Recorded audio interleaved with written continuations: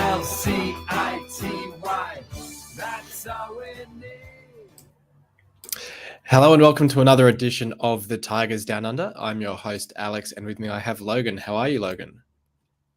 Yeah, Alex, I'm doing okay. I guess with all things considered, it's still a great place to be sitting on the league table, despite what ended up being a fairly disappointing loss on the weekend, despite still being a somewhat exciting game.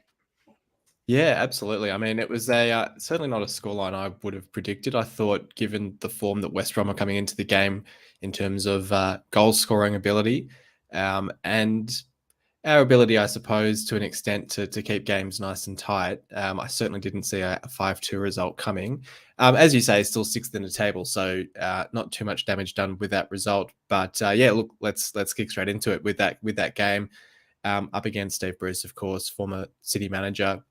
Only change to the starting lineup was Williams coming in for Ali, but we'll talk a bit later on about injuries in general. But injuries struck again early in this one with Tufan going off for the debutant Woods after 20 minutes. I thought I actually had a pretty impressive game in the end, but I suppose that sort of disrupted our momentum somewhat, and the unfortunate nature of that own goal in the first half certainly didn't help us either. So how did you see, I guess, first of all, that first half and how things played out? Well, to be honest with you, I actually thought the first half were incredibly competitive, but if anything, we probably had the upper hand. I know that there was two really promising chances towards the start of the game. It's very rare that you see Callum Elder unleashed and finds himself in a one-on-one type situation. Bombing forward with that level of impetus was very impressive to see. And then I couldn't believe that was him. I was like, the number right. 3. I was like, that doesn't look right. it didn't seem right, did it? He made quite a decent shot as well. It forced a very good save, and then I think it was after that Oscar hit the woodwork as well. So like two incredibly promising chances that on another day, if they go in, you can kind of make a case that you're in a very comfortable position at halftime, particularly as you previously mentioned as well, with the fact that the own goal from Elder was somewhat unlucky. Yeah, no, that's right. I think especially that Oscar chance that kind of crashed off the crossbar. You look at those sorts of moments in games, and you can't help but look at that second half after they'd scored, I guess, probably the first 2 or 3 goals, or even after the first goal, really going in at halftime and goal down. Gave them a lot of confidence at home and really sort of set them on their way to the result that we saw at the end of the game. So as you say, it's difficult to know how much an early goal for us would have changed the momentum in that one. Obviously Oscar then getting the 2 goals in the second half was sort of a silver lining to the result, if you will. I mean, he's top goal scorer in the league now. We sort of sat here a few weeks ago and said after he got his first 2 against Norwich that it was great for him to get off the mark. And ironically, I mean, he's sort of known at previous clubs for having a weapon of a left foot and a brilliant head on him, and he scored all 4 goals with his right foot. Yeah, well, that's a promising sign if that's what the scout report's bringing in, and we've seen that he's obviously got a few more strings to his bow. But I think the thing that still impresses me so much about what I've seen from him so far is just that level of physicality.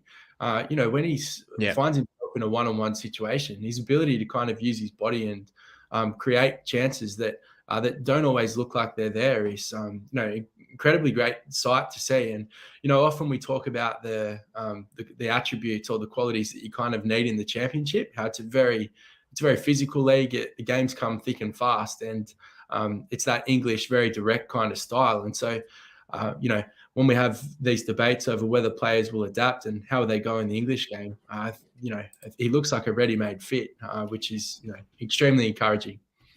Yeah, and speaking of ready-made fits, I sort of touched on before, we had Woods come off the bench for Tufan to make his debut. I thought he was another real positive out of this game. I thought his touch, his ball control, his passing ability really didn't look out of place. Yeah, absolutely. And I actually think it may have been, if it wasn't Callum Elder, it may have been Woods that actually delivered that ball for Oscar had another chance, I think. Or maybe it was his chance that came off the woodwork. I'll have to go back and check that.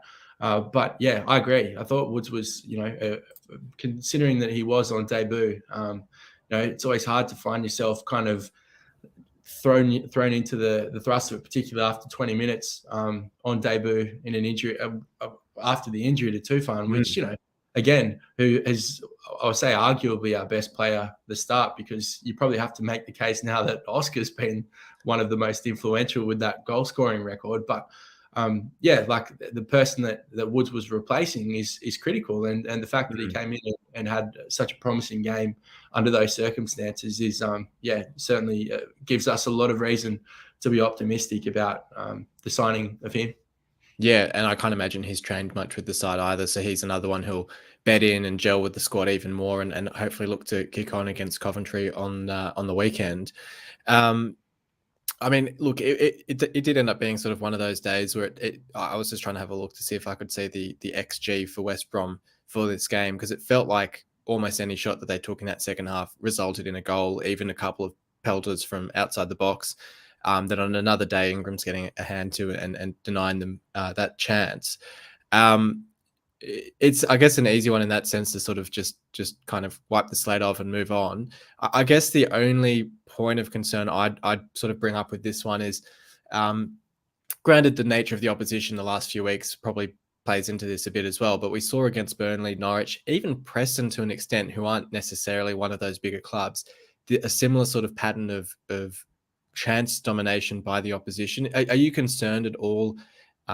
Maybe not going into a few easier games, maybe that won't be as much of a concern, but are you worried at all about sort of, I guess, maybe against Norwich and Burnley, we rode our luck a bit, and then against West Brom, you sort of swings and roundabouts, that maybe all our bad luck came at once? No, I'm not worried at all. And I think that this is kind of the shift that we have to have as supporters in watching this team. Before the preseason, or before the first round, we were speculating on where we'd finish on the table, and we had that realistic kind of expectation that it's a new side, a totally new side, with the amount of signings that have come in. And we talked about the fact that it will take time to gel, to find ourselves after 5 games, as you said, sitting in 6th position and unbeaten until the weekend, and in a pretty topsy-turvy game. It took a very strong performance from West Brom to beat us away from home, who, I think are most likely going to be one of the teams threatening for promotion again. And it was just that kind of day. Sure, some of those games, as you mentioned, we have absorbed a lot of pressure and taken our chances. But if that's what we're able to do with a team who is, extremely new, in company with each other, this early on in the season, then I think that only probably speaks into the strengths that do exist there, and I guess the resilience that does exist among this playing group. So I actually think it's probably the other way. I'm more optimistic and find it a promising sign that we're able to nut out those results now. And hopefully as the season builds, we'll be talking about how far we've come in leaps and bounds about our control of the game, and how we actually do, use possession wisely and don't invite as much of those opportunities. But for early days, I'm not too concerned just yet. No.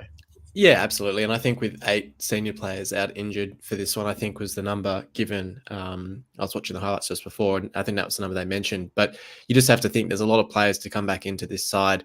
We'll talk about a few in a little bit, but, just amongst them, Seri, obviously Tufan going out during the game. Ali on the right wing, who'd be providing a bit more cover, things like that. We haven't even seen Cynic yet. I hopefully he'll be fit soon to make an appearance. But certainly there's a lot to come from this side, a lot of improvement to come from this side, just naturally with getting bodies back. Absolutely. And I think that, as we just said, we didn't want to jump into this, bracket of kind of judging the team too early. And as you just mentioned, with that, it's quite an injury list. We haven't seen the City team. We haven't seen the playing group that Shotter and, Akun have been very prominent in kind of delivering and signing. So until we see that, I think the litmus test will kind of be, where are we at Christmas? And, from the playing group that we've seen, is there some level of optimism heading into the second half of the season? And where are we placed then? Are we in a position to make a playoff run? It's going to be fascinating. Yeah, absolutely. Well, before we do touch on one of those new signings, I'll grab from you your MVP votes for this game. I think undoubtedly you have to give 3 points to Oscar in, 2-goal performance in a in a 5-2 drubbing.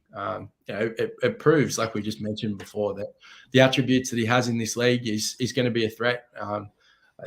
It's likely he will probably be our leading goal scorer. He certainly appears to be the best source of attack for us, and he's been prolific so far. So 3 points to him for sure. I thought I might have given 2 points to Elder, and I know that it kind of seems a little bit strange because of the own goal as well. But I thought that he was just, as we talked about before, with turning up for that one-on-one chance. He just seemed to be everywhere and had a lot of energy. But yeah, I thought it was one of his better games. And then maybe one would be to Woods, who I thought was fairly strong on debut in pretty trying circumstances. Yeah, great shouts for all of those. I agree. I've got Oscar for 3 votes for mine, as you say, to get those 2 goals. And yeah, especially that second goal, I thought the strength that he displayed to really turn what was a speculative sort of chance into a really sort of composed finish for his second goal was awesome to see. I went Woods for the 2 votes. I was really impressed with him. I thought my expectations were reasonably low, getting thrown in, as you say, after 20 minutes on debut as a result of an injury. I wasn't expecting a whole lot, and he really sort of blew those expectations out of the water. So I thought that was awesome to see. And then, I went Tede for the 1 vote, 2 assists, both for Oscar's goals. Especially that first one, I think, sort of cutting that ball back across the box, the vision to find Oscar was really awesome to see.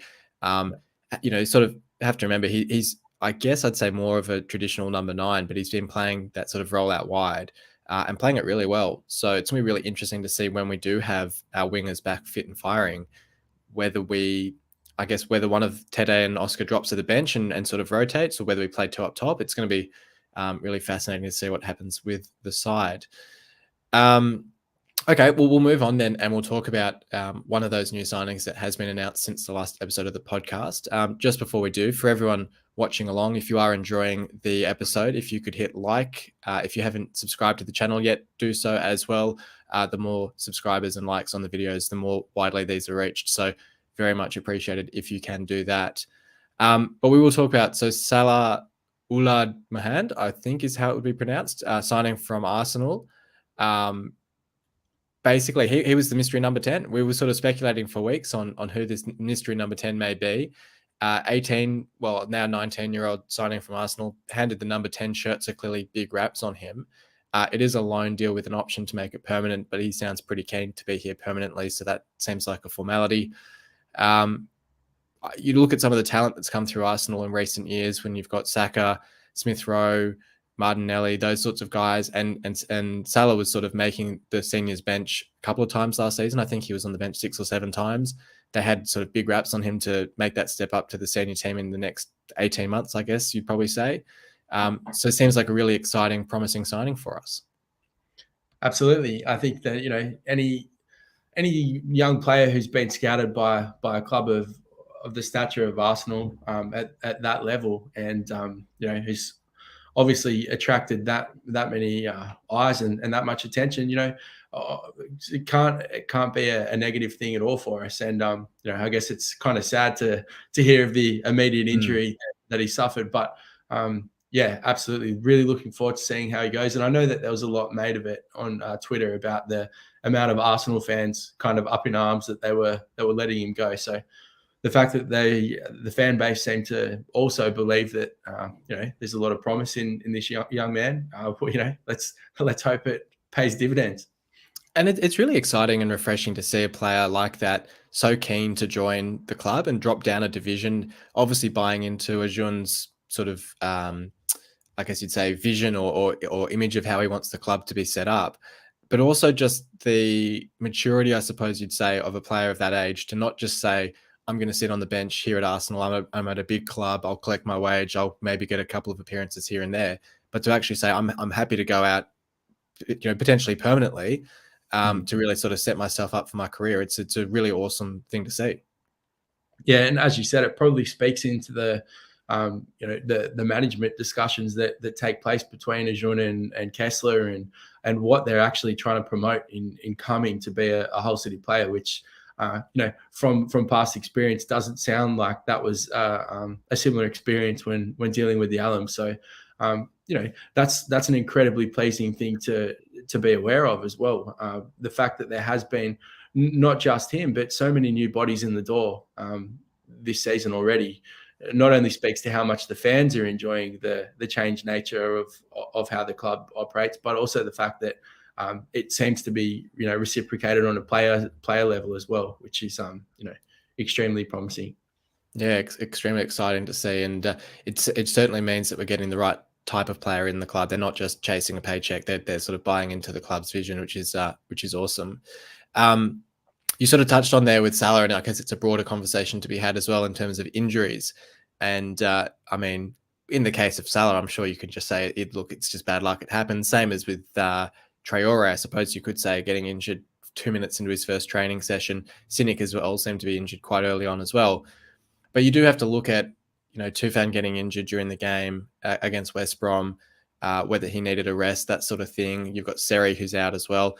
I'm less concerned necessarily with the injuries themselves. I think there is something to be said for maybe managing the players slightly better.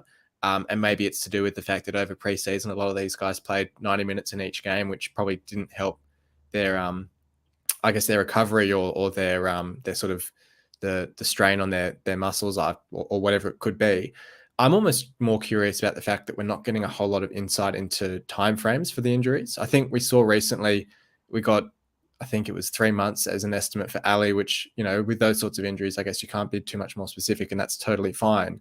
But I don't even know if the club officially announced that Seri was injured. I think it was sort of, it was a comment made by Shota because he was asked about it. But maybe I'm just more used to hearing Aussie rules. There's almost like an official injury list put out each week with an estimated time frame for returns, where I think, getting a bit more insight into the personnel and their availability would help. But we're sort of getting, I think Baz on Twitter gets asked occasionally when people are expected back, and we kind of get responses that way. But that seems our main form of communication for player availability.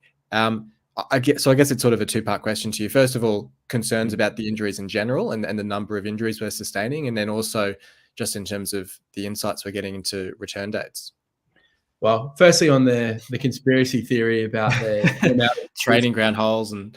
Yeah, that's right. I think that's just this may come back to bite me if you're taking sound clips and using them against us. But realistically, I just think that this certainly sounds like it's kind of luck of the draw. Like some of them do sound like very, very strange and unique injuries. And obviously the ones that we see that happen in the game, you kind of make of that what you will as you watch it live. But the training ground ones, I guess, are a little bit more interesting. So, look, I think it's probably just luck of the draw at the moment. I think we've just had an extremely bad run.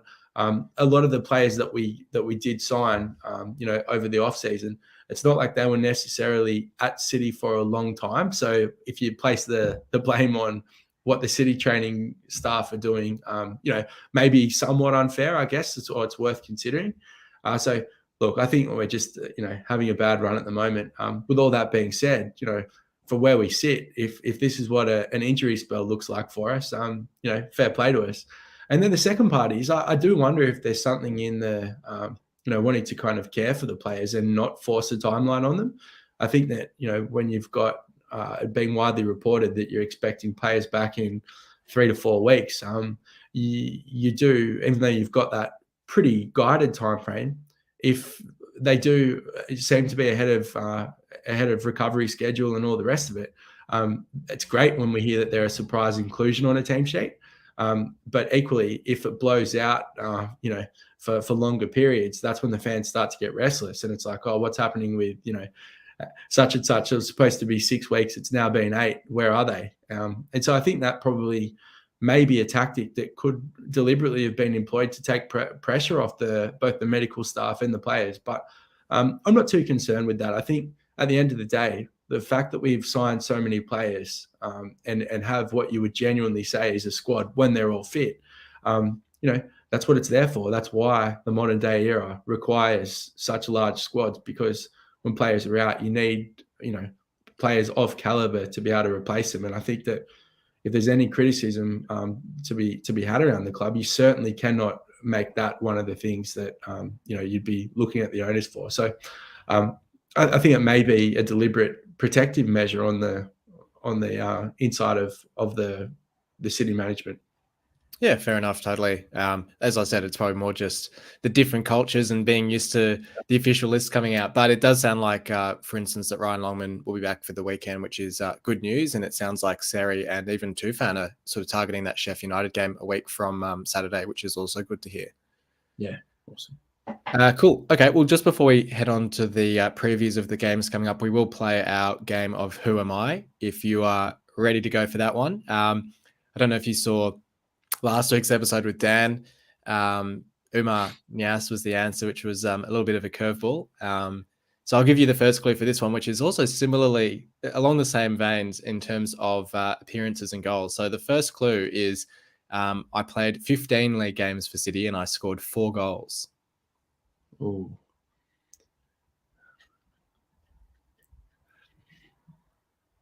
"15 league games and 4 goals." Okay, yeah, I don't have any wild stabs for that, sadly. Okay, so I joined City in 2014 and I left in the same year. And I can give you the club he signed from, but I think that might make it too obvious, so I'll leave it off for now. Oh, four goals in 15 games. Oh, I think this one sounds like it could be Markovic. Not too far off. It's that. So Markovic was 2016, I think, maybe 2017. So it's a little bit late for him. Okay. I can give you nationality if that might help. Please pass. Give me the nationality. Okay, so he is Irish. Okay. So 2014 was, I think, first Premier League season under Bruce. That also helps narrow it down. I feel like Shane Long scored too many goals and played too many games for us to be that. But if that's the case, I'd be astounded that he only played 15 games for us. Am I allowed to guess if it's Shane Long? You can guess, and you would be correct that it is Shane Long. 15 appearances and 4 goals. It feels like he was here for longer than that, doesn't it? Well, it was just that partnership that we became kind of very quickly fond of with Jelavic and Long up top. And the fact that he only played 15 games seems rather astounding to me. I know that he did, he certainly didn't play as many games as we wanted him to play because he kind of felt like one of those players that when he played had such a huge impact and bearing on the game. But that he was cup tied. We couldn't play him in the FA Cup, which was the frustration. Yeah. Wow. All right. Incredibly surprised by that. I know that he was there for only a short time, and it was because of the fee that we got out of him was kind of forced. I know. We signed him for like 6 million and sold him for 12 in 6 months, which is not bad business. I was going to say we signed him from West Brom, but I don't know if that would have given it away. Yeah. Well, the fact that he only played 15 games and we doubled our money. Thanks Shane Long. I actually do think I have a Shane Long jersey, which again, 15 appearances, I feel let down. I should have got that one. Anyway, hey, not as bad as my Ben Arthur shirt from the following season. I think probably made much fewer appearances and much smaller impact on the side. But anyway, we'll move on. We've got 2 games to look forward to. First of all, being Coventry this weekend at home. Only their 3rd game of the season because they've had a whole bunch of pitch issues at the Rico Arena, meaning that they sit bottom of the table, but it's a bit of a false position for them. Granted, they've only played 2 games, they've drawn 1, lost 1, so it's not as if they've won both of them and they're just unfortunately at the bottom. So they haven't been in rip-roaring form to start the season. Last season, mixed bag against them. We lost the first game 1-0, won the second one with goals from Longman and Smallwood. So, look, it's a pretty similar squad for them to last season. It's sort of a known quantity. They've got Victor and Godden up top, who are probably their most dangerous players. But I'd like to think that sort of progressing from where we were last season, that this is a very winnable and should be a very achievable game at home. Absolutely. I think that Coventry were one of the surprise packets of last season. They finished, incredibly high up the league table, and certainly, no disrespect to them, but Coventry aren't exactly a team that in English football that have kind of, lit the league up. So fair play to them for for showing the promise and kind of somewhat reviving that club. Had a fantastic season, but as you said, it's really hard to get a gauge on them having only played 2 games. And yeah, the way we've started, with the exception of last week or the weekend's game, there's a lot of reason to be optimistic, and certainly it's not a team, given the fact that we've just come off the Burnley, Prestons, and Norwiches of the world, that we should be in any way fearful. I guess the natural change would be for Woods to start in place of Tufan, as we basically saw on the weekend. Is there any other changes you'd make to the side? I guess potentially Longman coming in for Williams for a start, or I guess he could get eased in off the bench. Well, I think Williams, had a fair game on the weekend. It'd be probably, somewhat harsh to drop in. He had that fantastic shot that came off the crossbar that, if that had gone in, that would have been, some strike. So maybe not dropping him. Also, the fact that Longman's only returning, I'd be really surprised to see him start. So, yeah, I think you're probably right. I'd be hesitant to make any real changes, with the exception of, as you said, the force change in likely Woods for Tufan. And I guess fortuitously, in a way, being knocked out of the League Cup means we've had the whole week to rest and recover. So it's not as if any of these guys have been going sort of a game every 3 days at the moment, because I guess that'd be my concern when you look at a guy like Oscar or even Tete, who probably weren't the fittest that they could have been coming into preseason potentially, because we signed them reasonably late in the window, I guess, or late in preseason. You wouldn't want to be pushing them into too many games in too short a space of time. So to give them the whole week of rest between the West Brom game and Coventry bodes pretty well for being able to roll out a pretty much unchanged side. Yeah, absolutely. And I think that it's probably one of those things that, you make the argument that if you get these games thick and fast, sometimes it actually speeds up the fitness of these players that probably haven't had the longest off season or have come in somewhat undercooked. So, you can look at it from both sides. Yeah, I guess with our injury list, I'd rather go softly at the moment, but no, it'd be good to start getting a few bodies back. In terms of prediction for this one, then, are you confident of a City win? Yeah, look, I think that 5-2 scoreline to West Brom, although they were good, it probably flatters them. Like you said, the goals to Furlong and Swift were proper worldies, and I don't think we got absolutely played off the park. I think that we could have scored 5 goals of our own in that fixture. So it would be interesting to see how the team bounce back from that performance.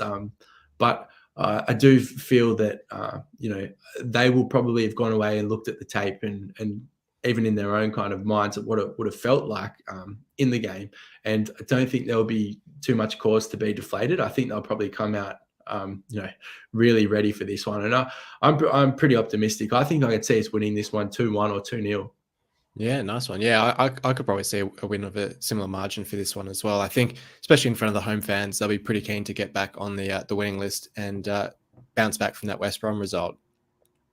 We've also then got QPR midweek, managed by Mick Beale, who recently left Villa, where he was Steven Gerrard's assistant manager.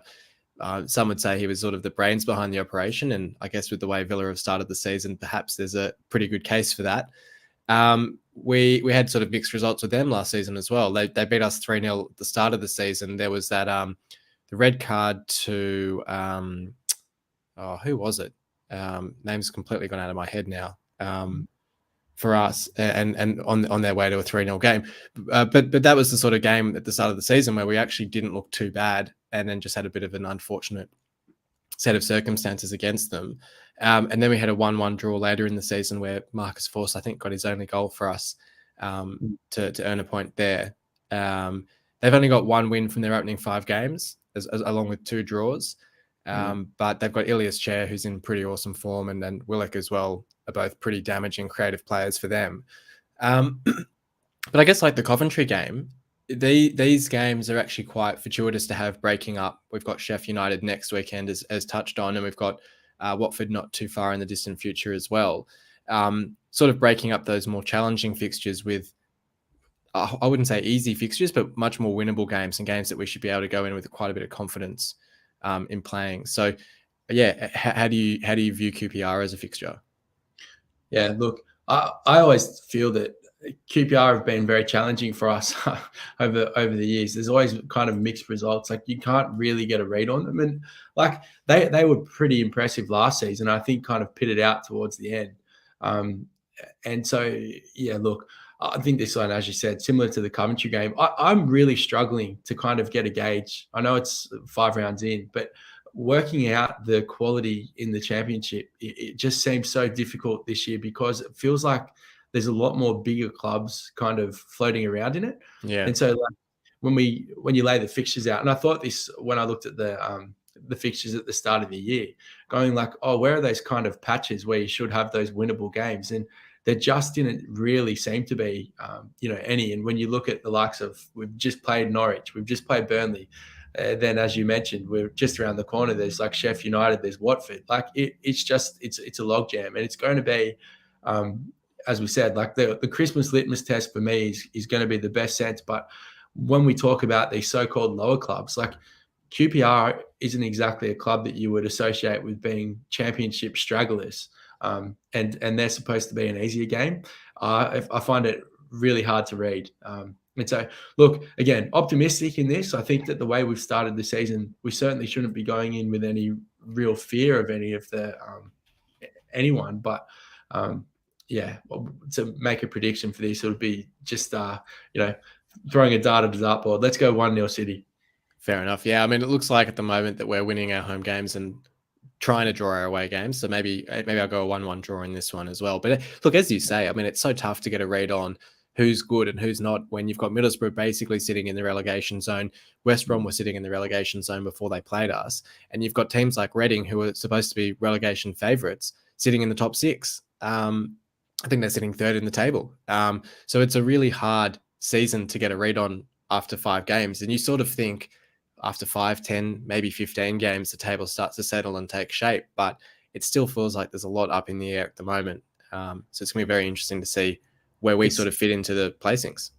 Absolutely. And even the fact that, as you said, you've got Middlesbrough sitting in the relegation spots. Ahead of them is Huddersfield and Stoke. Swansea just ahead of them.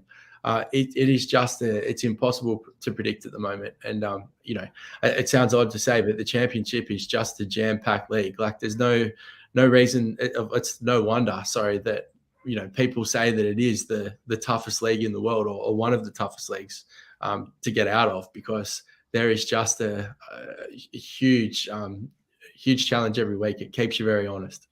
Yeah, and I think adding to that, the fact that we've played Norwich and Burnley so early whilst they're still settling, and we've been able to take advantage of that, I think will do it, put us in good stead. Because I think you look at a side like a Reading, who are probably running, and Blackburn as well to an extent as well, who are doing quite well, but are tipped to not do particularly well this season.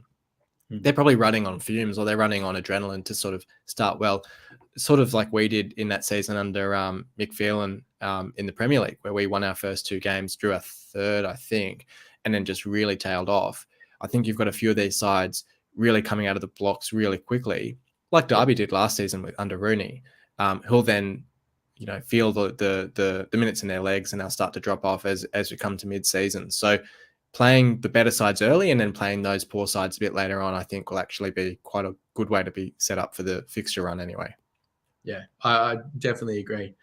You're seeing it with Liverpool in the Premier League at the moment. I mean, you look at the squad that they have, and I have no doubt that they will be, probably in the top 4. But when you get a few new signings in the start of a season, it's a good time, arguably, to get those big clubs. Yeah, no doubt. Okay, well, hopefully 4 points, potentially 6 points coming out of these 2 fixtures. Lots to look forward to over the next 7 days. So thank you for joining me to look forward to them. My pleasure, Alex. Good to be here.